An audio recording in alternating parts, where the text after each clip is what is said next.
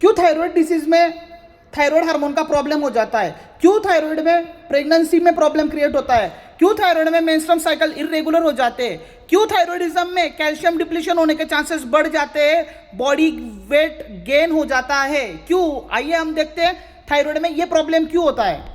होती है thyroid gland जो है वो हमारे हार्मोन रिलीज करती है। जब थायराइड हार्मोन हमारे अनइवन जब रिलीज होते हैं तब हमें पर्टिकुलरली थायराइडिज्म डिसीज होता है। अब यदि हमारे थायराइड ग्लैंड T3, T4 और TSH ये 3 हार्मोन सिक्रेट करती है, अगर ये पर्टिकुलरली जब अनइवन सिक्रेशन हो जाता है तब पर्टिकुलरली ये 2 डिसीज होते हैं। अगर थायराइड हार्मोन अगर एक्सेस अमाउंट में हो गए तो उसको बोलेंगे हाइपरथायरॉयडिज्म, अगर थायराइड हार्मोन का सिक्रेशन कम क्वांटिटी में होगा तो वो होगा हमारा हाइपोथायरॉयडिज्म। तो अब दोनों में क्या चेंजेस है, दोनों में क्या प्रॉब्लम है, हम देखेंगे वेरी शॉर्टली। सबसे पहले देखेंगे हम हाइपरथायरॉयडिज्म। हाइपरथायरॉयडिज्म कैसे बोलते हैं, नेम इंडिकेटिंग इन दैट, इसमें क्या हो रहा है कि T3, T4 hormone excess amount में प्रोड्यूस हो रहा है, लेकिन TSH थायराइड स्टिमुलेटिंग हार्मोन हमारा उसकी लेवल जो रहती है इसके अंदर कम रहती है।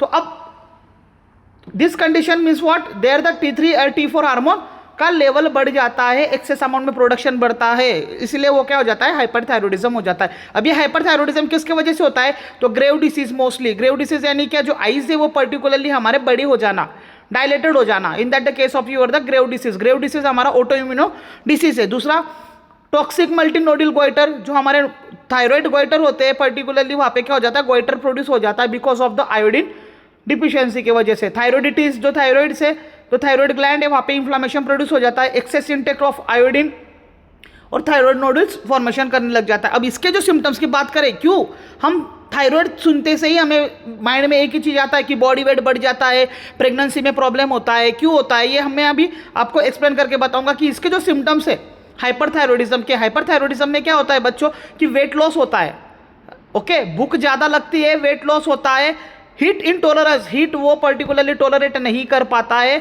पल्पिटेशन होता है, रैपिडली हीट हार्ट बीट जो है वो बढ़ जाती है और नर्वसनेस फील होने लग जाता है, ओके, और कंटिन्यूसली एंजाइटी होती है। ट्रिमर जो हमारा हैंड है, स्पेशली जो हैंड है वो कंटिन्यूसली शिवरिंग करते रहता है, in that the case of your the hyperthyroidism, okay. अब इसमें क्या हो जाएगा, अगर वो हीट इनटॉलरेंस है तो हीट को वो पर्टिकुलरली क्या करेगा कि हीट में सर्वाइव नहीं कर पाएगा, इसलिए उसको क्या होंगी, एक्सेस स्वेटिंग होंगी, और जो बॉवेल मोमेंट है, जो बॉवेल मोमेंट है वो भी पर्टिकुलरली फ्रीक्वेंटली रहेगा। अब यहाँ पे क्या होता है कि मेंस्ट्रुअल साइकिल इरेगुलर हो जाते हैं।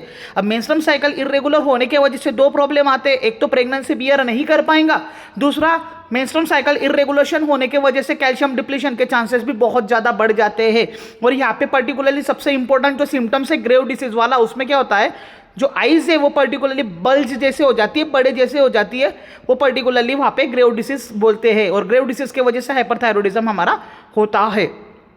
दूसरी बात क्या है हम कि डायग्नोसिस किस तरह से हम उसे डायग्नोस करेंगे, तो डायग्नोस में हम 2 चीज़ें देखेंगे, एक तो T3 हार्मोन और T4 हार्मोन, उनका जो पर्टिकुलरली लेवल है वो बढ़ा हुआ रहता है, उनका लेवल बढ़ा हुआ रहता है, और थायराइड स्टिमुलेटिंग हार्मोन का जो लेवल है वो हमारा लो रहता है। In case of your the hyperthyroidism आप इजीली डिटरमाइन कर सकते हो। अब इसकी जो ट्रीटमेंट की बात आई, हाइपरथायरॉयडिज्म को ट्रीट करना तो भाई क्या करना पड़ेगा, तो यहाँ पे एंटी थायराइड ड्रग देना पड़ेगा, जिसके वजह से थायराइड हार्मोन जो एक्सेस अमाउंट में हुआ है वो कम हो जाए। जैसे एग्जांपल आपका मिथिमेजोल, जैसे बीटा ब्लॉकर दे सकते हैं, जो सारे सिम्टम्स है, जैसे हार्ट बीट बढ़ा है, ओके, हार्ट बीट बढ़ा है तो आप ट्रिमर है तो आप बीटा ब्लॉकर दे, तो बीटा ब्लॉकर क्या करेगा, तो सिम्टोमेटिक आपका रिलीफ कर देगा।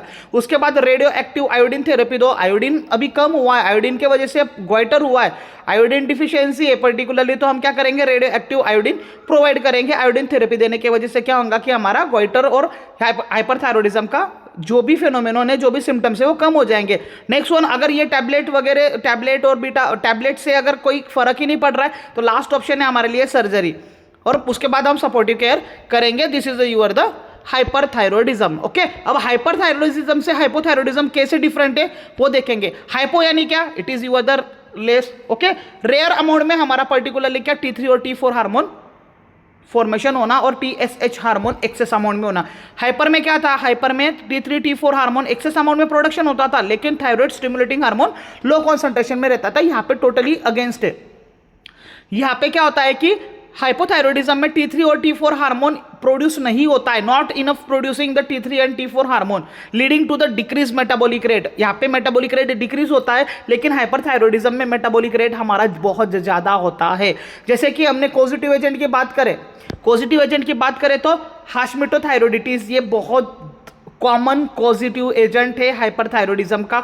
Iodine deficiency, thyroid surgery, radio active iodine therapy, certain medication and the particularly congenital hyperthyroidism, that is your the major causative agent. वहाँ पे जैसे ग्रेव डिसीज है, यहाँ पे Hashimoto's thyroiditis it's your the common one, जिसके वजह से हाइपोथायरॉयडिज्म होता है, जिसके वजह से हमारा T3 और T4 हार्मोन एडिक्वेट मैनर में फॉर्मेशन नहीं हो पाता है और मेटाबॉलिक रेट उसका डिक्रीज हो जाता है।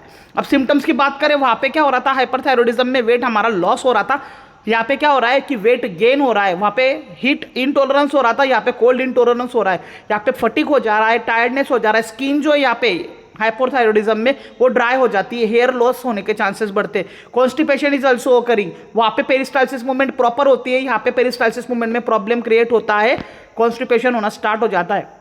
वहाँ पे एंजाइटी होती है तो यहाँ पे डिप्रेशन होता है, ओके, फफी फेस हो जाता है यहाँ पे, ओके, स्वेलिंग वाला फेस हो जाता है, स्वेलिंग एक लाइक का फेस दिखने लग जाता है।